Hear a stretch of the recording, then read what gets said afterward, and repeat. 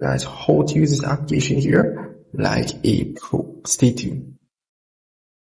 Pretty much the home screen of the application, and it's very simple. If you're a music fanatic, you're gonna love this application here. You can pretty much find any music that is being played around the world, pretty much any music that so you can either search the music that you're looking for, or you can just, let's say you want a pop music, you can just tap on this option here, and it will just give you a few top pop music which you can listen to. You have the trending section here as well. You can listen to these as well. You have the feed option here. I do notice with this application, when I tap on the search option here, down here, it goes in the button here where I can't select anything to go back, and that's weird. Developers, if you're watching this, please fix that, because I can't select anything down here.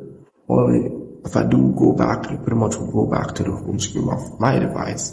So you need to fix that, guys. Then I would have to reopen the application again.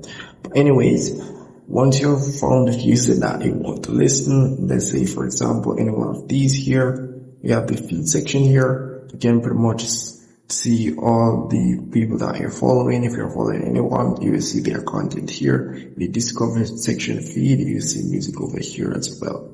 So here let's say for example one of the songs here, I'm going to tap on this one here. As you can see here, once I've selected a song, we'll pretty much start playing. You can also tap on this R here, change different song as well. You can tap on this, change different song as well. So at the top, you can pretty much go ahead and tap on their username or their name, and you can also go ahead and follow them. So yeah, that's really pretty much it for the application, and music will be down here. You can tap on the plus icon here with the purse icon. You can tap on that to pretty much follow them as well, or you can tap on this to pretty much load up the music. And again, down here as a problem where it goes really down here where I can't select it, only my device I'm seeing here, so I won't be able to select these down here. Well, anyways, developers, if you're watching this, please fix that problem where the bottom of the screen here, I won't be able to press these buttons here.